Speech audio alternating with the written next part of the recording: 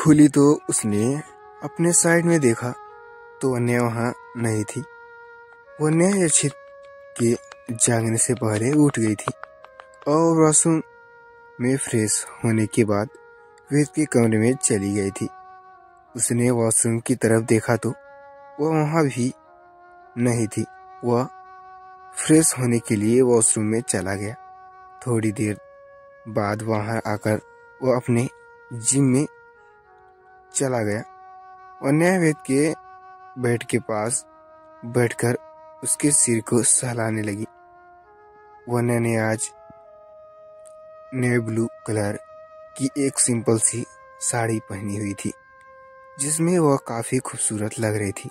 वेद को सहलाते सहलाते कब उसे आंख लग गई वन्या को पता ही नहीं चला।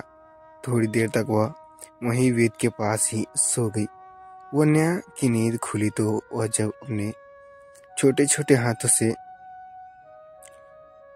वन्या को गाल पर थपकी देने लगा। माँ उठो, वेद की प्यारी सी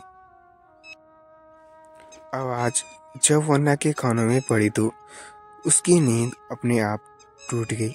वह वेद के प्यारे प्यारे हाथों पर किस करते हुए बोली, गुड मॉर्निंग मेरे बेटे। वेद स्माइल करते हुए बोला, गुड मॉर्निंग माँ। वन्या वेद को लेकर वॉशरूम में चली गई। थोड़ी देर बाद वह उसे रेडी करने के बाहर ले आई। नीचे किचन में जाकर सबसे लिए ब्रेकफास्ट बनाने लगी। वेद किचन काउंटर में बैठी हुई अपनी माँ को कुकिंग करते हुए देख रही थी। अच्छी जब रेडी होकर नीचे आया तो उसने किचन में झांक कर देखा। वह वन्या खाना बना रही थी। वह मन ही मन बोला, मैंने इस रेस्ट करने के लिए कहा था पर नहीं, इसे तो मेरी कोई बात ही नहीं सुनती। यक्षित ब्रेकफास्ट के टेबल पर बैठ गया। थोड़ी देर में ही सारे आ गए। चैतन्या दादी जी वन्या की तरह देखती हुए बोली, बेटा अब कैसे हैं आप? आपकी तबीयत?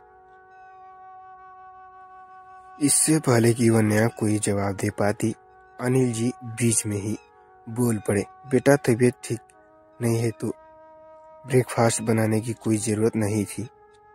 फिर ये काम कर लेते और तुम ज्यादा काम मत किया करो। अभी जितना हो सके उतना रेस्ट करो। वन्या स्माइल करते हुए उसे ब्रेकफास्ट सर्व करते हुए बोली,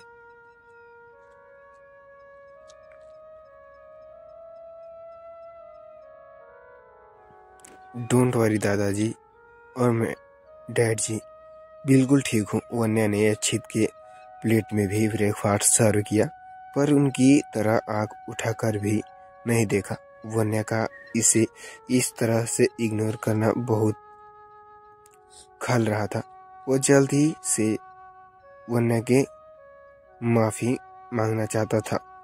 शाम के वक्त वन्या अपने बेडरूम में थी। वह अपने बालकनी से सनसेट के ब्यूटीफुल व्यू को निहार रही थी। यकायक उनकी आंख से आंसू आ गए। उन्हें पोंछती हुई वह वापस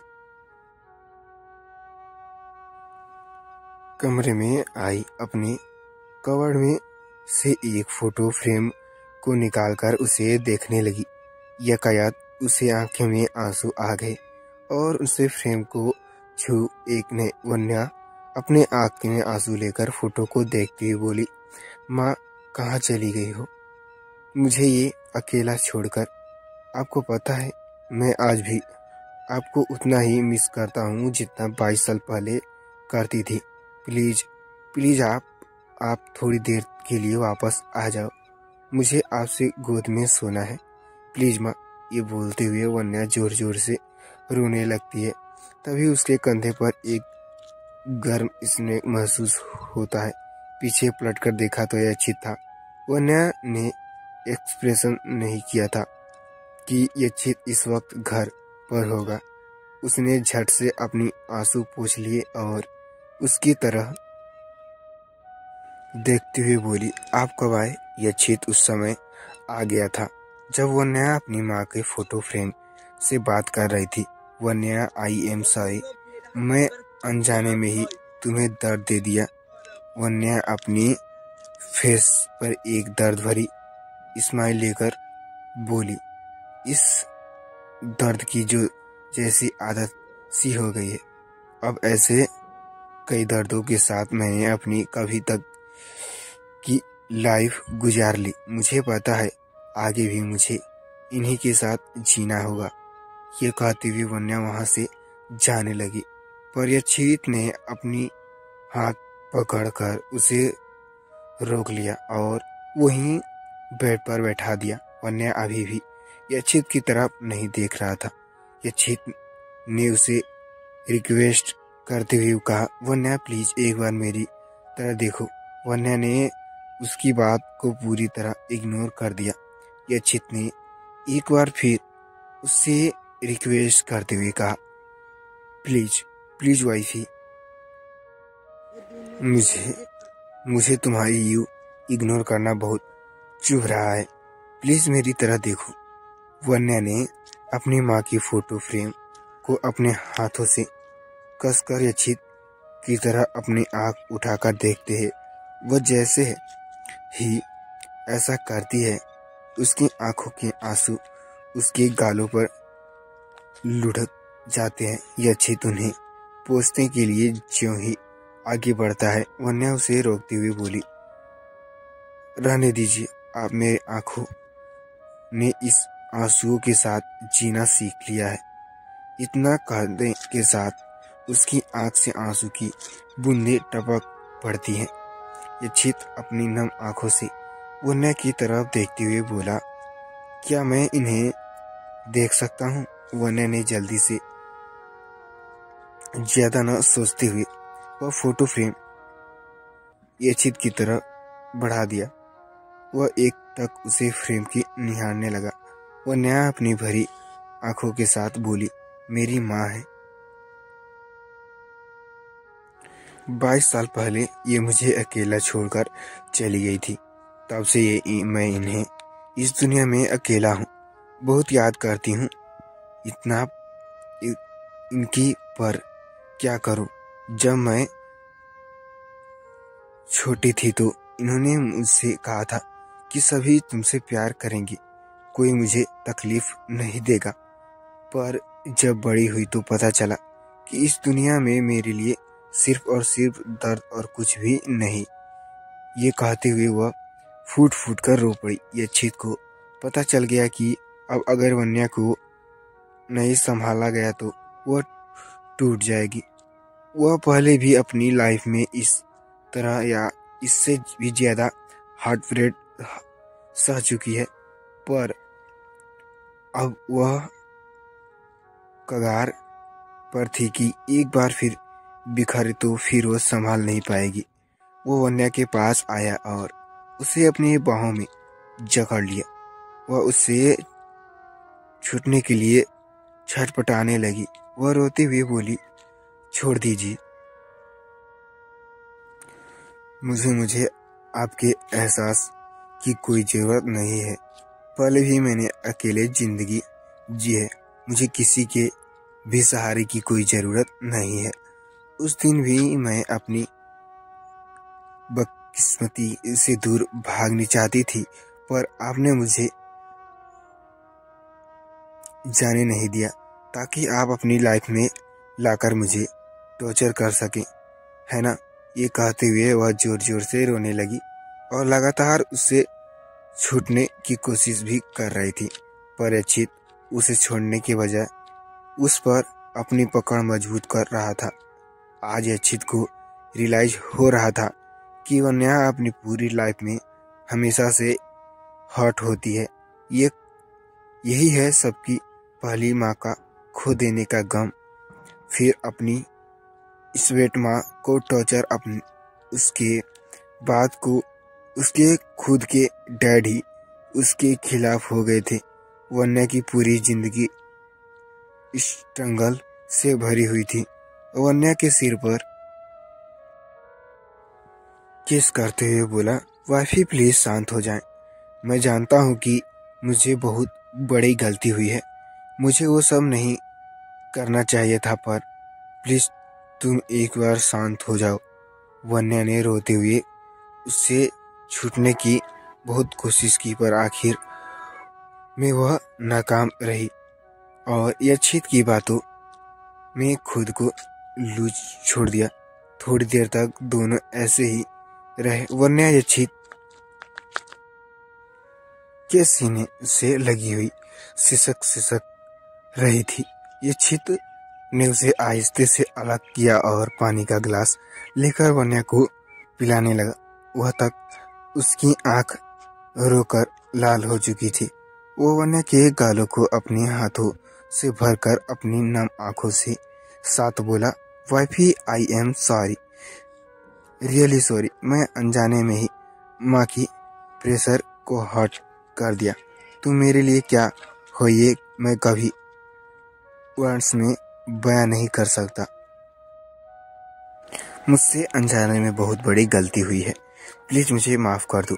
वाइफी वन्या के यच्छित की आंखों में गिल्ट देखा। उसकी नम आंखों बना रही थी कि वन्या को चोट पहुंचाकर उसे कैसा महसूस हुआ। वन्या ने अपनी नम सूजी हुई आंखों के साथ यच्छित की तरफ देखा। एक बार फिर उसके गालों पर आंसू की लकीरें खींची गई। यच्छित उसके आंसू को पोंछकर उसके माथे को चूमते हुए बोला, तुम यच्छित राय सिंघानिया के दिल की धड़कन हो, जिससे सारा सहारे मैं जिंदा हूँ। अगर तुम ही मुझे नाराज फेर दोगी तो मेरे दिल धड़कना बंद हो जाएगा। ये कहते हुए वह वन्या को अपने सीने में छिपा लेता है।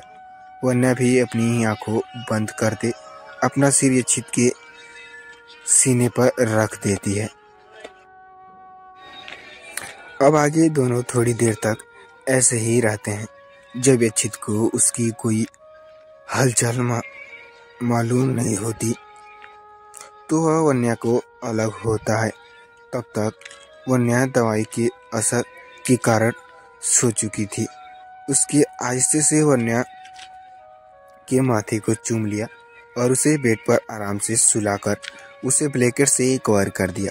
वह उसके बगल में लेट गया। उसकी आंख में नींद को सो दूर थी। वन्या की बातों से वह समझ आ गया था कि उसने वन्या को डीपली हर्ट किया है। उसे ये एहसास करवाया है कि वह अभी भी इस दुनिया में अकेली है। यच्छित को नहीं समझ आ रहा था कि वह वन्या के चेहरे पर दोबारा स्माइल कैसे लाए। यही सब सोचते हुए वह नींद में आगोश में चला गया। अगली सुबह वन्या जब ब्रेकफास्ट रेडी करने अनिल जी के कमरे में आई, उन्हें ब्रेकफास्ट के लिए बुलाया, तब वे एक बुक पढ़ रहे थे। वन्या ने उन्हें नीचे आगे आने के लिए कहा, पर अनिल जी ने उसे रोक लिया। बेटा यहाँ आओ। क्या हुआ डैडी, सब ठीक है ना? वन्या ने खुद को नॉर्मल करते हुए कहा। वो अनिल जी से अपनी तकलीफ, अपना दर्द छिपाने की कोशिश कर रही थी, पर भला एक डैड भी से अपनी बेटी की तकलीफ छुपी है क्या जो अब पीछे छिप जाती? अनिल जी समझ गए कि उनकी बेटी को किसी ने डीपली हर्ट किया है। वन्या अनिल जी के बगल में बैठ गए। अनिल जी उनके सिर पर प्यारे से हाथ फेरते हुए बोले, बताओ क्या बात है? मुझे पता है तुम्हें दुखी हो। वन्या फिर से अपनी तकलीफ छिपाने की कोशिश करती हुई अपने फेस पर एक स्माइल लाकर बोली, नहीं तो डैडी, ऐसी बिल्कुल भी नहीं है। इतना कहते कहते उसकी आंख में आंसू की एक बूंद लटक कर उसके गाल से आ जाती है।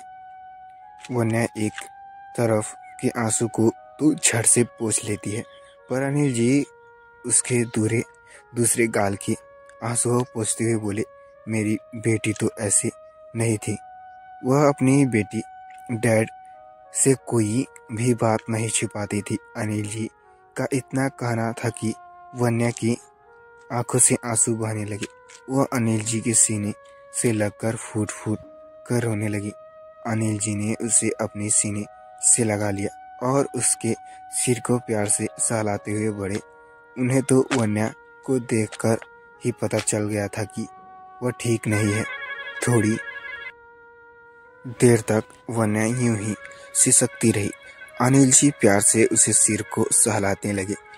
जब वह थोड़ी शांत हो गई तो अनिल जी ने पानी का गिलास वन्या की तरफ बढ़ाकर उसे पानी पिलाया और उसे सिर को सहलाते हुए बोले, बेटे, एक पिता ने अपनी बच्चे की तकलीफ नहीं छिपती और मैं अपनी बेटी से नाराज भी नहीं हूँ।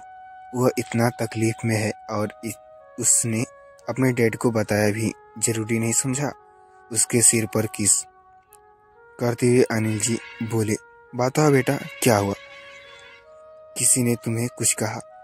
वन्या ने न में सिर हिलाया दिया और अनिल जी की तरफ देखते हुए अपनी नम आंखों के साथ बोली, मुझे माँ की बहुत याद आ रही है। आज इतना कहते ही वह फिर से रोने लगी।